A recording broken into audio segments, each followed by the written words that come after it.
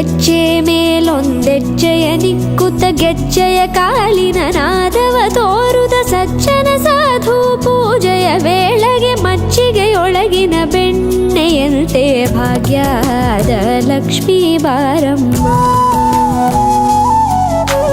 ಹೆಜ್ಜೆ ಮೇಲೊಂದೆಜ್ಜೆಯ ನಿಕ್ಕುತ್ತ ಗೆಜ್ಜೆಯ ಕಾಲಿನ ನಾದವ ತೋರುದ ಸಜ್ಜನ ಸಾಧು ಪೂಜೆಯ ವೇಳೆಗೆ ಮಜ್ಜಿಗೆಯೊಳಗಿನ ಬೆಣ್ಣೆಯಂತೆ ಭಾಗ್ಯದ ಲಕ್ಷ್ಮೀ ಬಾರಮ್ಮ.